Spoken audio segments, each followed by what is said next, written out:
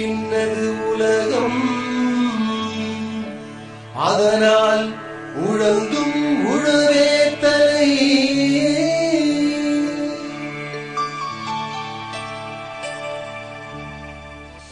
தமிழக வேளாண் சமுதாயத்திற்கு பணிவான மக்கள் வணக்கம். மலரட்டும் மலரட்டும் மலரட்டும், மண்ணில் புது வாழ்வு மலரட்டும். உயரட்டும் உயரட்டும் உயரட்டும், ஏழை எளியோர்கள் உயரட்டும். மண்ணில் மரமலர்ச்சி, வாழ்வில் புது எழுச்சி, மக்கள் தொலைக்காட்சியே.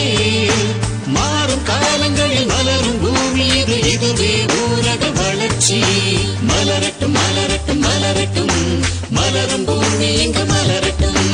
மலரும் பூமி, இது கிராமிய பொருளாதார மேம்பாட்டு நிகழ்ச்சி.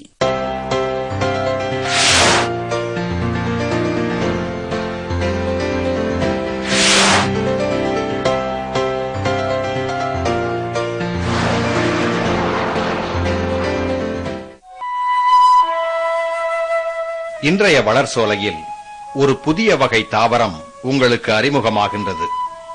கண்ணை பறிக்கும் வண்ண மலர்களைக் கொண்ட அந்த தாவரத்தின் அணிவகுப்பைத்தான் இப்போது பின்னணியில் பார்த்துக் கொண்டிருக்கிறீர்கள்.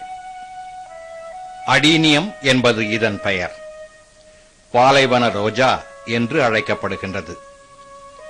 சென்னைக்கு அருகிலுள்ள ஒரு சிற்றூரில் வெளிநாட்டிலிருந்து கொண்டு வந்து இந்த அழகு மலர் தோட்டத்தை உருவாக்கி வரும் ஜலந்தர் ரெட்டி அவர்கள் ஆந்திர மாநிலத்தைச் சேர்ந்தவர். தாய்மொழி தெலுங்கு. வணிகவியல் பயின்றவர்.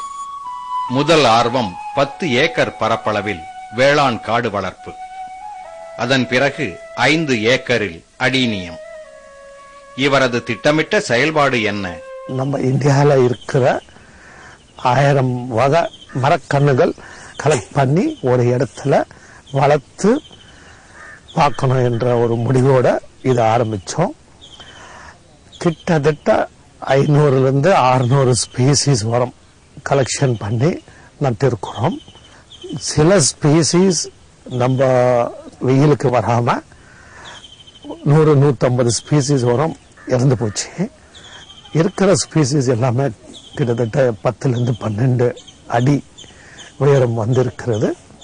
2006 வருஷத்துல அடீனியம் என்ற ஒரு பூச்செடி பற்றி இன்ட்ரெஸ்ட் வந்து, இந்த பூச்செடிக்கு தமிழ்ல பாலைவன ரோஜா என்று சொல்லலாம். Common name desert rose. இந்த அடீனியம் நம்ம இந்தியாவில் நிறைய பாப்புலாரிட்டி இல்லாமல் இருந்தது. 96ல் பேங்காக்கு சென்று ஒரு 150 டிஃப்ரெண்ட் கலர்ஸ் வாங்கிட்டு வந்து இப்போ இந்த அடீனியம் மேசிவ் ஸ்கேலில் டெவலப் பண்ணி கொண்டு இருக்கிறோம். இந்த அடீனியம் எல்லாரும் வீட்லேயும் இந்த பூச்செடி இருக்கிறோம். இதில் ஒரே ஒரு விசேஷம் என்ன என்றால், தண்ணி ரொம்ப கம்மியாக ஊற்றணும், நிறைய வெயில் வேண்டும். நீங்கள் 1 மாதம் தண்ணி ஊற்றாமல் இருந்தாலும் இந்த செடி சாகாது. நல்ல அழகாக பூக்களோட உங்களை வர வைக்கும்.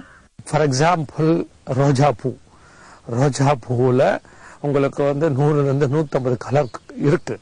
ஆனால் நமக்கு சென்னை, திருச்சி, மதுரை இந்த மாதிரி இடங்களில் இந்த இருக்கிற வெயிலில் எல்லா ரோஜா செடி நமக்கு உயிரோட வர்றது இல்லை. நாட்டு ரோஜா தான் வருது. மற்ற ரோஜா பூக்கள் நீங்கள் ஊட்டி, கொடைக்கானல் அந்த மாதிரி ஒரு இடத்துல தான் நீங்கள் வளர்க்க முடியும். அதுக்கு மாற்றாக இந்த டெசர்ட் ரோஸ் என்ற பாலைவன ரோஜா நம்ம வளர்க்கலாம். நமக்கு ரோஜா பூக்கள் மாதிரி நிறைய வண்ணங்கள், எந்த விதமான சிரமம் இல்லாமல் குறைஞ்ச தண்ணி, நிறைய வெயிலில் இது வரும். அதனால இந்த பூக்கள் பூஜைக்கு யூஸ் பண்ணலாம். இந்த அடீனியம் பூக்கள் தாய்லாந்து, இந்தோனேஷியா, தாய்வான் எல்லா இடத்துலும் இது ஒரு லக்கி பிளான்டாக வளர்க்குறாங்க. இந்த அடீனியம் செடி ஹைட் யாரும் பார்க்கறது இல்லை. ஆனால் பாட்டம் இது கேடக்ஸ் என்று அழைக்கப்படுகிறது. இந்த பாட்டம் ரொம்ப பெருசாக வளர்க்கலாம். இதை வந்து நேச்சுரல் போன்சாய் பிளான்ட் என்றும் சொல்லலாம். மலரட்டும் மலரட்டும் மலரட்டும், மண்ணில் புது வாழ்வு மலரட்டும். சென்னை ஜலந்தர் ரெட்டி அவர்களுக்கு துணையாக இந்த அடீனியம் மலர் தோட்டத்தை நிர்வகித்து வருபவர் அரும்பு சுப்பிரமணியன் அவர்கள். பல நாடுகளுக்கும் சென்று பார்த்து வந்தவர். ஆங்கில இலக்கியமும் ரஷ்ய மொழியும் பயின்றவர். அவரிடம் இந்த தாவரத்தின் சிறப்புகள் பற்றி தெரிந்து கொள்வோம். இந்த கிராமத்தின் பெயர் என்ன, இது எங்கு உள்ளது என்ற கேள்விகளுடன் தொடங்குவோமே. நம்ம இப்போ ஊத்துக்கோட்டைக்கும் பெரியபாளையத்துக்கும் நடுவுல இருக்கிற பாலவாக்கம் அப்படிங்கிற ஒரு கிராமத்துல இருக்கிறோம்.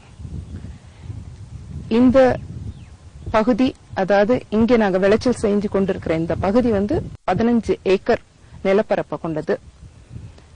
இந்த பூமியை சொல்ல போனா ஒரு விவசாய பூமின்னு சொல்றதை விட ஒரு புண்ணிய பூமின்னு சொல்லுவேன். ஏன்னா இங்க பாத்தீங்கன்னா பக்கத்துல நெல்லு விளையும். அதே சமயம் இந்த பகுதியில் இந்த 15 ஏக்கர்ல மட்டும் பாத்தீங்கன்னா புல்லும் விளையும், புல்லுக்கு மேல இருக்கிற மரங்களும் விளையும், எல்லா விதமான மரங்களும் இருக்கும். அதனால எல்லா விதமான மரங்களும், ஓரளவுக்கு எல்லா விதமான பூச்செடி கொடிகளும் இருக்கக்கூடிய ஒரு பூமியை வந்து ஒரு புண்ணிய பூமியா தான் நான் நினைக்கிறேன். இங்க வந்து ஒரு 500-600 வகையான மரஞ்செடிகளை கொண்டு வந்து நட்டு ஒரு வித்தியாசமா ஒரு மனிதனால் உருவாக்கப்படுகின்ற ஒரு பெரிய காடாக உருவாக்கணும் அப்படிங்கிற ஒரு எண்ணத்தோட அற்புதமா கொண்டு வரணும் அப்படிங்கிற இடத்துலதான் இது வந்து நாங்க ஆரம்பிச்சது.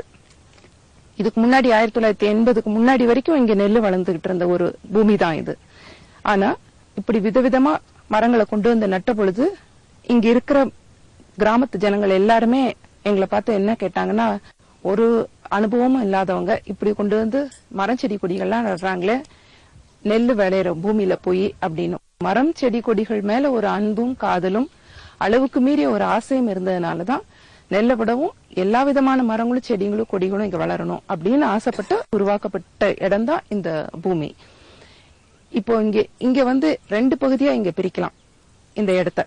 ஒன்னு காடுகள் எல்லாம் இருக்கிற ஒரு இடம், எல்லா விதவிதமான மரங்களும் செடி கொடிகளும் இருக்கக்கூடிய ஒரு இடம். இன்னொன்னு அடேனியம்ஸ் அப்படின்னு சொல்லப்படுகின்ற டெசர்ட் ரோஸ், பாலைவன பூக்கள் அப்படின்னு சொல்லக்கூடிய ஒரு விதமான செடி வளரக்கூடிய பூமியும் இதுதான். இந்த செடியை வந்து மீதி மரங்களை எல்லாம் நாங்க நிலத்துல நட்டானாலும் இந்த செடிகளை எல்லாம் தொட்டியில தான் வளர்த்துறோம். ஏன்னா இதுக்கு வந்து மணலும் எருவும் கலந்த நல்ல வெயில் கொடுக்கக்கூடிய, கொஞ்சமா தண்ணி எடுக்கக்கூடிய ஒரு வகையை சார்ந்ததுதான் இந்த அடேனியம்ஸ்ங்கிறது. தாய்லாந்து, சைனா, சிங்கப்பூர் இந்த மாதிரி இடங்கள்ல இருந்துதான் இந்த செடி வந்து இங்க வந்திருக்கு. இத பத்தி நம்முடைய மக்களுக்கு அவ்வளவு தூரமா ஒரு விழிப்புணர்வு இல்ல. இது என்ன அப்படிங்கிறது தெரியல, அவ்வளவுதான். ஆனா இது வந்து ரொம்ப எளிமையா வளர்க்கக்கூடிய ஒரு செடி. அதுவும் சொல்ல போனா நம்ம ஊருக்கு ஏத்தபடி எங்க வெயிலும் தண்ணி குறைவாகவும் இருக்குதோ அதுக்கேத்தபடி எந்த விதமான அதிக கவனமும் இல்லாமல் வளரக்கூடிய ஒரு செடி. இது எல்லா இடங்கள்லயும் வளர்த்தலாம். ஏன்னா நமக்கு வருஷத்துல ஒரு 8 மாசத்துக்கு பக்கமா வெயில், அருமையான வெயில்.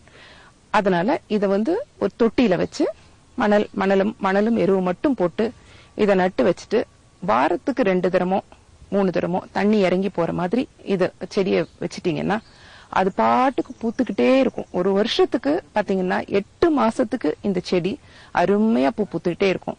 குளிர்காலத்திலயும் மழை காலத்துல தவிர்த்து மீதி எல்லா நாட்களிலும் பாத்தீங்கன்னா பூக்கள் இருக்கும். இதுல வந்து நிறைய விதமான வகைகள் இருக்கு.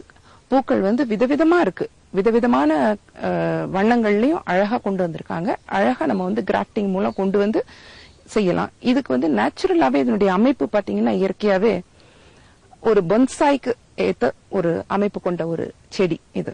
இது வந்து இன்னும் சொல்ல போனா ஒரு மனிதர்களோட ஒப்பிட்டு சொல்லலாம். நம்ம எப்படி இந்த ஊர்ல வெயில தாங்கிக்கிட்டு இருக்கிறோமோ அதே மாதிரி இதுவும் நல்ல வெயில தாங்கிட்டு இருக்கும். அதே மாதிரி நம்ம சாப்பிட்டோம்னா எப்படி நம்மளுடைய வயிற்று பகுதி பெருத்து போகுதோ அது மாதிரி இந்த செடிக்கும் என்னன்னா நல்லா அதை கவனிச்சு அதுக்கு ஏத்த மாதிரி ஊட்டத்தோட கொடுத்துட்டு வரும்பொழுது அதனுடைய வயிறு பகுதி மட்டும் கேடக்ஸ் அப்படின்னு சொல்ற அந்த வயிறு பகுதி மட்டும் பெருத்துக்கிட்டே வரும். இதனுடைய மதிப்பே எவ்வளவுக்கு அந்த இடுப்பு பகுதி பெருத்து போய் இருக்குதோ அவ்வளவுக்கு இந்த செடிக்கான ஒரு மதிப்பு அதிகமா இருக்கும். அதே மாதிரி அதனுடைய அமைப்பு பாத்தீங்கன்னா மனித அமைப்பு போலவே